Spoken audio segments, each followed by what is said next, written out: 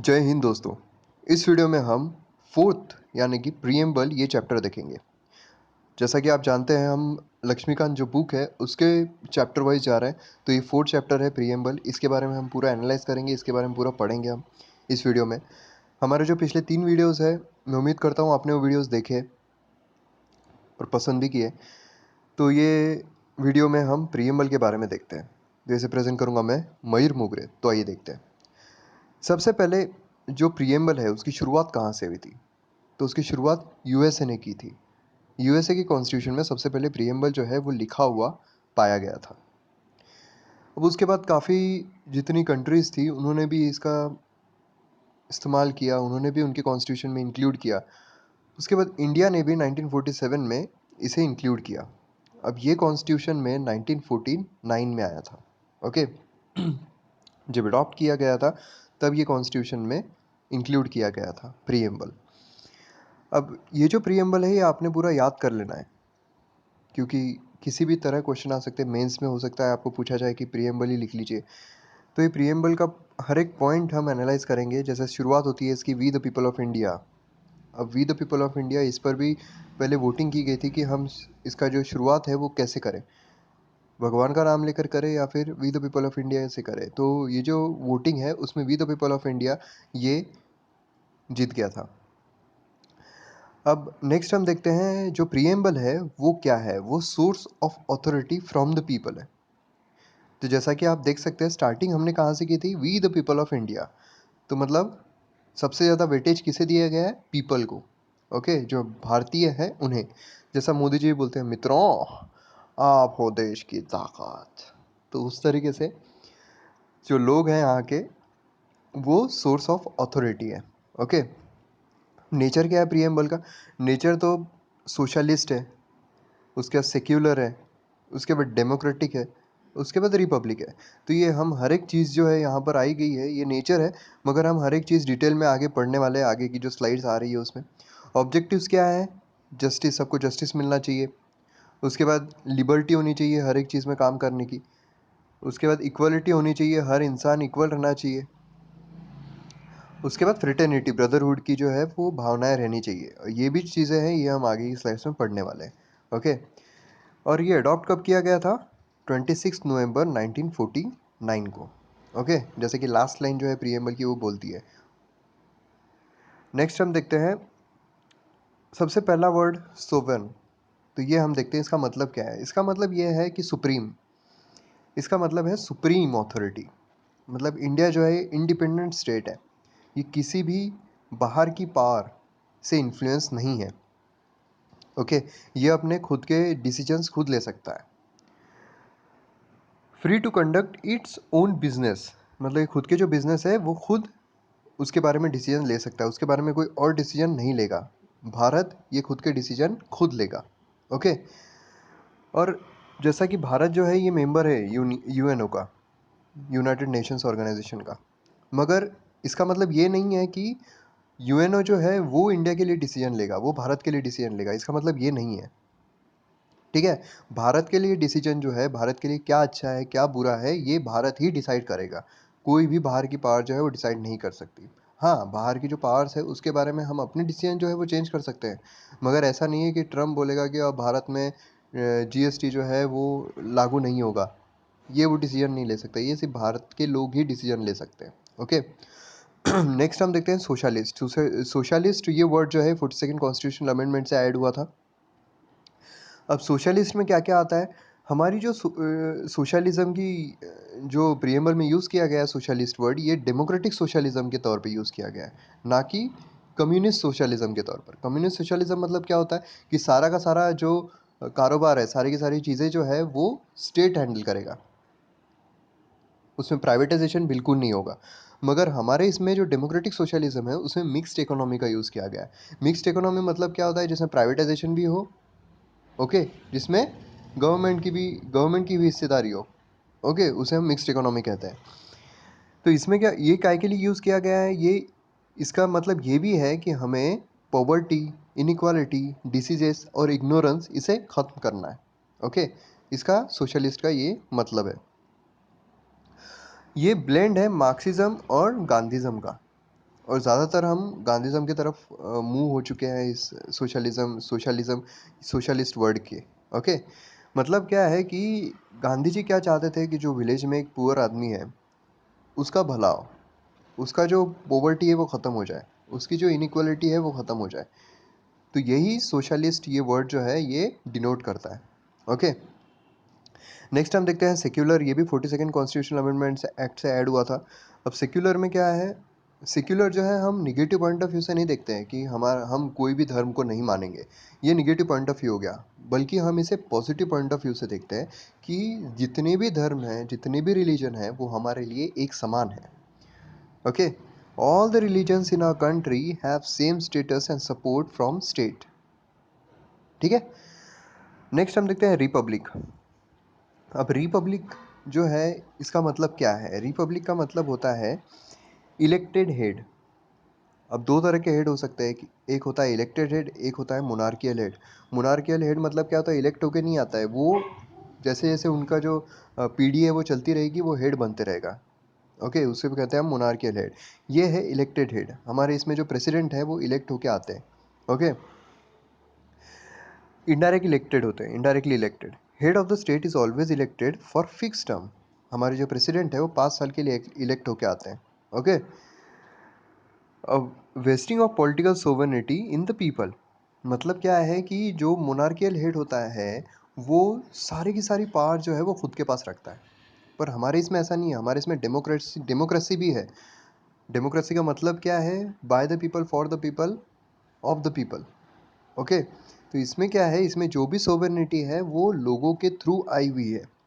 ये जो हेड है स्टेट का वो हर तरह के डिसीजंस नहीं ले सकता है। उसके बाद है absence of any privilege class, कोई भी प्रिविलेज क्लास का अब्सेंट रहना, मतलब किसी भी क्लास को कोई प्रिविलेज नहीं दिया जाएगा। ओके, फिर वो कोई भी क्लास को लाल दिए की बत्ती जो है, लाल दिए की गाड़ी वो नहीं दी जाएगी। तो ये हो गया रिपब्लिक, जो रिपब्लिक वर्ड यूज़ किया गया उसका मतलब। अब नेक्स्ट आता है डेमोक्रेटिक। अब डेमोक्रेटिक ये जो वर्ड है इसका मतलब क्या है, डेमोक्रेटिक अगर हम लिटरल मीनिंग ले तो ये होता है with by the people of the people for the people. मतलब कोई भी ऐसी कॉन्स्टिट्यूशन, कोई भी ऐसी कंट्री अगर डेमोक्रेटिक है तो वो लोगों के द्वारा चलाई गई है। अब इसमें भी दो चीज़ें आती है, डायरेक्ट डेमोक्रेसी होती है, और इनडायरेक्ट डेमोक्रेसी होती है। डायरेक्ट डेमोक्रेसी मतलब क्या है, जो ब्रिटेन में जैसे रेफरेंडम वगैरह ले रहे हैं वो हो गया डायरेक्ट डेमोक्रेसी, मतलब सीधा लोगों को पूछ रहे हैं, मगर वो काफ़ी प्रॉब्लमेटिक होता है, वो इतना अच्छा नहीं होता है। तो हमारे इसमें जो डेमोक्रेसी है वो सुप्रीमेसी तो देती है लोगों को, कि जो भी लोग हैं वो सुप्रीम है, वो सुप्रीम अथॉरिटी है, वो डिसाइड करेंगे। मगर हमारे इसमें रिप्रेजेंटेटिव पार्लियामेंट्री डेमोक्रेसी है, मतलब हम वहाँ पार्लियामेंट में जाके नहीं बैठते हैं कि आप ये पॉलिसी पे चर्चा करो, ये पॉलिसी पे। हम एक रिप्रेजेंटेटिव देते हैं उन्हें, एक रिप्रेजेंटेटिव चुन के देते हैं, वो हमारे लिए वहाँ पर पॉलिसी के हिसाब से डिसीजंस लेते हैं। ओके, हमने मोदी जी को चुन के दिया, अब वो हमारे लिए डिसीजंस ले रहे हैं वहाँ बैठ के। ओके, तो ये है रिप्रेजेंटेटिव पार्लियामेंट्री डेमोक्रेसी। उसके बाद आता है executive is responsible to legislature for policies and action. ये हमने अभी जो डिस्कस किया है, एग्जीक्यूटिव जो है वो रिस्पॉन्सिबल होता है जो भी पॉलिसीज एंड एक्शंस है वो डिसीजंस लेने के लिए। उसके बाद हमारे इसमें सोशल एंड इकोनॉमिक डेमोक्रेसी है। सोशल एंड इकोनॉमिक डेमोक्रेसी होना बहुत ज़रूरी है। सोशल डेमोक्रेसी मतलब क्या है कि हर एक इंसान को वही जो पॉवर्टी है, लिबर्टी है, वो सबसे निकालना, उन्हें लिबर्टी देना, इक्वालिटी प्रोवाइड करना। इकोनॉमिक डेमोक्रेसी मतलब क्या है कि इकोनॉमिक पॉइंट ऑफ व्यू से जो पॉवर्टी है वो निकाल लेना, उसके बाद इकोनॉमिक पॉइंट ऑफ व्यू से उन्हें सक्षम बनाना इस देश के लिए। ओके, तो ये हो गया हमारा सोशल एंड इकोनॉमिक डेमोक्रेसी। उसके बाद इगैलिटेरियन बेस है with liberty, equality and fraternity, जो हमने इसके पहले पॉइंट में डिस्कस किया था। इगैलिटेरियन बेस मतलब क्या होता है, इक्वलिटी, हर इसमें इक्वल रहना। ओके, अब उसके बाद हम आते हैं नेक्स्ट पार्ट पे, वो है जस्टिस। अब जस्टिस का मतलब क्या होता है कि social, economic and political justice. अब इसमें क्या है, इसमें इक्वल ट्रीटमेंट मिलना चाहिए सबको, फिर वो उसने गाड़ी चलाया हो किसी के आंग पर या फिर किसी डियर को मार दिया हो, मगर उसके साथ इक्वल ट्रीटमेंट होना चाहिए, उसके साथ जस्टिस होना चाहिए। ओके, वो जस्टिस के रूप में आता है। उसके बाद improvement in the condition of backward class people, जो भी बैकवर्ड क्लास पीपल हैं उनकी कंडीशन में सुधार। उनकी कंडीशन में कैसे सुधार होगा? उन्हें एज ए ह्यूमन बींग अच्छा बनाया जाए, लिटरेट बनाया जाए, इंफ्रास्ट्रक्चर इंक्रीज किया जाए और पॉवर्टी से उन्हें बाहर निकाला जाए। जो भी सब्सिडीज दी जाती है, यूनिवर्सल बेसिक इनकम दिया जाता है, दिए जाने वाला है, तो ये सारी की सारी जस्टिस हो गए। उसके बाद इक्वल पॉलिटिकल राइट्स। अब इक्वल पॉलिटिकल राइट भी उन्हें मिलना बहुत ज़रूरी है। ऐसा नहीं है हमारे इसमें कि सिर्फ जो बड़े लोग हैं, जो पैसे वाले हैं, वही सिर्फ पॉलिटिक्स में एंटर कर सकते हैं। एक चाय वाला भी एंटर कर सकता है, एक आईआईटी वाला भी एंटर कर सकता है, एक सिविल सर्विस वाला भी एंटर कर सकता है। तो ये हो गया इक्वल पॉलिटिकल राइट्स। उसके बाद हम आते हैं लिबर्टी पे। अब लिबर्टी में किस चीज़ की लिबर्टी होनी चाहिए? Thought expression, belief, worship and faith. Okay, अब इसमें क्या है? इसमें लिबर्टी मतलब क्या होता है? एक फ्रीडम। आप जो चाहे वो कर सकते हो, पर लिमिटेशन होना ज़रूरी है। ऐसा नहीं कि आप पैसे डुबा के कोई और कंट्री में भाग गए, ये लिबर्टी नहीं है, इसके लिए आपको सज़ा मिलेगी। ओके, तो ये हो गया हमारा लिबर्टी। उसके बाद आता है इक्वलिटी। इक्वलिटी में तो काफ़ी चीज़ें हैं, काफ़ी आर्टिकल्स है, वो हम फंडामेंटल राइट में डिस्कस करेंगे। जो इक्वलिटी के आर्टिकल्स है वो directive principle of state policy में भी काफ़ी इक्वलिटी के बारे में बोला गया है। तो इक्वलिटी क्या है? Absence of privileges. जो भी प्रिविलेजेस है वो नहीं रहना चाहिए। उसके बाद सब कोई भी इंसान को डिस्क्रिमिनेट नहीं करना चाहिए किसी भी ग्राउंड पर। ओके, उसका रिलीजन क्या है, उसकी कास्ट क्या है, इन सारी चीज़ों पर उसका डिस्क्रिमिनेशन नहीं होना चाहिए। वो हो गया इक्वलिटी। और civil, political and economic rights उन्हें मिलने चाहिए, वो हो गई हमारी इक्वलिटी। ओके, उसके बाद हम आते हैं फ्रेटर्निटी पे। फ्रेटर्निटी का मतलब क्या है? ब्रदरहुड। अब ब्रदरहुड हमारे इसमें क्यों यूज़ किया गया है? अब dignity of the brotherhood, unity and integrity of the nation, इस तरीके से हमारे जो प्रियम्बल है उसमें ये वर्ड यूज़ किया गया है। अब इंटीग्रिटी भी जो है वो 42nd अमेंडमेंट एक्ट से ऐड हुआ था। ओके, तो अभी तक के हमारे 3 जो वर्ड है वो 42nd अमेंडमेंट एक्ट से ऐड हुए हैं, वो हम लास्ट में भी देखेंगे, मगर आप ये याद रखिए। उसके बाद हमारा जो फ्रेटर्निटी वर्ड है, ये सिर्फ मटेरियल डेवलपमेंट नहीं देता है कोई भी इंसान को, पर ओवरऑल उसकी पर्सनैलिटी डेवलपमेंट होना चाहिए। जैसा कि हमने इक्वालिटी में भी देखा था, उसकी पूरी की पूरी ओवरऑल पर्सनैलिटी जो है वो डेवलप होना चाहिए। ओके, उसके वो फ्रेटर्निटी में इंक्लूड होता है। उसके बाद preamble as a part of constitution देखते हैं हम कि प्रियम्बल कॉन्स्टिट्यूशन का पार्ट है या नहीं है। तो इसके काफ़ी स्टेजेस है। सबसे पहले बेरूबारी यूनियन केस जो हुआ था 1960 में, उसमें जो सुप्रीम कोर्ट है उन्होंने कहा था कि प्रियम्बल जो है वो कॉन्स्टिट्यूशन का पार्ट नहीं है। मगर उसके बाद केशवानंद भारती केस हुआ 1973 में, उसमें सुप्रीम कोर्ट ने अपना जो डिसीजन है वो रिवर्स कर दिया और उन्होंने कहा कि प्रियम्बल जो है वो कॉन्स्टिट्यूशन का पार्ट है और preamble is very important part of constitution. उसके बाद LIC ऑफ इंडिया हुआ उस 1995 में, उसमें भी सुप्रीम कोर्ट ने कहा कि प्रियम्बल जो है इंटीग्रल पार्ट है कॉन्स्टिट्यूशन का। मतलब इसका मतलब क्या है? फाइनल वर्डिक्ट क्या है कि प्रियम्बल ये कॉन्स्टिट्यूशन का पार्ट है। ओके, तो अगर क्वेश्चन पूछा जाए preamble is part of constitution, तो yes, preamble is a part of constitution. मगर उसमें भी कुछ चीज़ें हैं, जैसे it's neither source of power to legislature nor a prohibition upon power of legislature. मतलब क्या है? सोर्स ऑफ पावर नहीं है।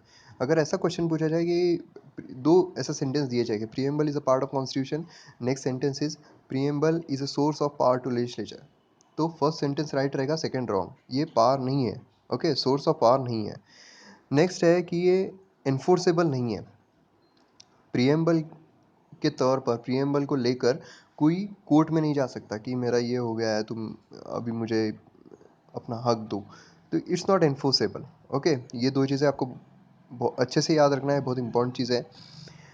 उसके बाद प्रियम्बल जो है वो अमेंड कर सकते हैं। ओके, प्रियम्बल जो है अमेंड कर सकते हैं, लेकिन बेसिक स्ट्रक्चर को बिना हाथ लगाए। मतलब बेसिक स्ट्रक्चर जो है इसे अमेंड नहीं कर सकते हो। ओके, अब प्रियम्बल जो है वो कभी अमेंड हुई है क्या? तो हाँ, हुई है, मगर सिर्फ एक बार 1976 में, जो हम देख रहे थे कि 42nd अमेंडमेंट एक्ट से ये आया है, ये आया है, ये आया है, तो एक ही बार हुआ है। 1976 में 42nd अमेंडमेंट एक्ट आया था, जिसमें ये सारे जो वर्ड है सोशलिस्ट, सेक्युलर एंड इंटीग्रिटी, ये वर्ड जो है वो ऐड किए गए थे। ओके, तो ये हमने पूरा का पूरा चैप्टर देख लिया है प्रियम्बल के बारे में। अगर आपको कोई भी डाउट है तो आप कमेंट सेक्शन में पूछ सकते हो। और हमारे बाकी भी जो वीडियोस है वो आप देख सकते हो, काफ़ी वीडियोस हैं यूपीएससी से रिलेटेड, बाकी भी गवर्नमेंट एग्ज़ाम से रिलेटेड। ट्रिक्स है काफ़ी दिए हुए, वो आप चैनल पर जाके देख सकते हो। काफ़ी सेक्शंस है अलग-अलग, प्लेलिस्ट में आके आप जाकर देख सकते हो। उम्मीद करता हूँ आपको ये वीडियो पसंद आया होगा। आप सब्सक्राइब ज़रूर कीजिए ताकि आगे जो वीडियो मैं अपलोड करूँ तो आपको नोटिफिकेशन आ जाए। ओके? तो आप सब्सक्राइब ज़रूर कीजिए और कमेंट सेक्शन में बताइए आपको वीडियो कैसा लगा। Thank you very much.